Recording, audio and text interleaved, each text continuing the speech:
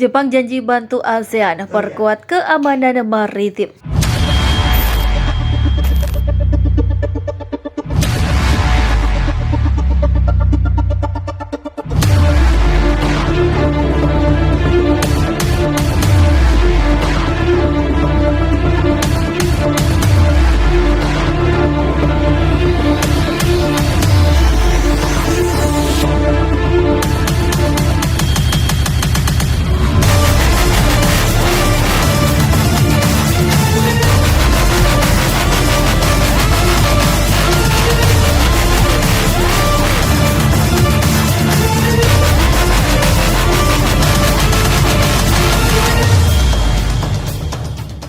Perdana Menteri Jepang Fumio Kishida menyatakan negaranya akan membantu negara-negara di ASEAN untuk memperkuat pengamanan maritim dengan menyediakan kapal dan meningkatkan kemampuan personel. Kishida juga mendorong semua pihak terkait yang terlibat dalam isu Laut Cina Selatan berusaha menyelesaikan sengketa secara damai dengan mematuhi hukum internasional dan tidak memperuncing ketegangan.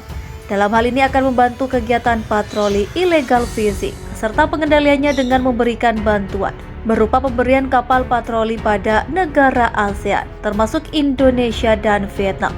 Ujar Kishida dalam konferensi pers di Jakarta yang digelar secara virtual. Pada hari terakhir 2 hari kunjungannya di Indonesia, Kishida menekankan pentingnya penegakan aturan hukum di kawasan Indo-Pasifik. Dalam wilayah Indo-Pasifik yang menghubungkan transportasi antara Jepang dan ASEAN, kita dapat mencapai perdamaian dan kesejahteraan hanya dengan sepenuhnya menerapkan aturan hukum yang memungkinkan setiap orang menikmati kebebasan dan keterbukaan. Perkembangan di Laut Cina Selatan juga menjadi perhatian Perdana Menteri yang dilantik bulan lalu tersebut. Namun di Laut Cina Selatan terjadi tindakan yang sebaliknya dan kami memantau dengan prihatin.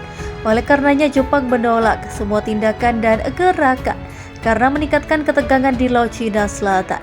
Kami akan melindungi wilayah yang kami miliki secara tegas.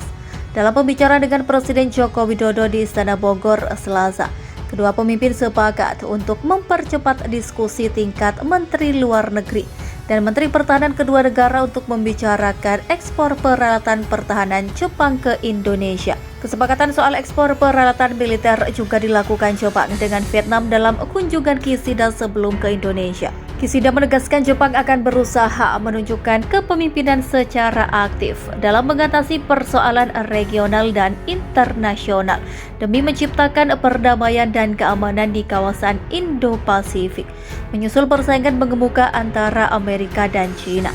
Ia menilai pandangan Indo-Pasifik ASEAN yang diprakarsai oleh Indonesia dan telah disahkan tahun lalu memiliki banyak kesamaan mendasar dengan konsep Indo-Pasifik yang dicanangkan Jepang, terutama soal supremasi hukum, kebebasan, dan keterbukaan.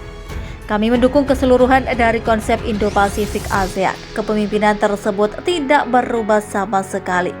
Untuk kedepannya, Kishida mengatakan Jepang ingin mengembangkan kegiatan diplomatik tingkat kepala negara ASEAN, khususnya dengan Vietnam dan Indonesia. Saya memilih Vietnam dan Indonesia sebagai tujuan lawatan pertama dengan keinginan untuk berkontribusi pada perdamaian dan kemakmuran kawasan ini. Juru bicara Kementerian Luar Negeri Teuku Faiza Syam mengkonfirmasi adanya rencana hibah kapal patroli perikanan oleh pemerintah Jepang yang telah disetujui pada awal tahun.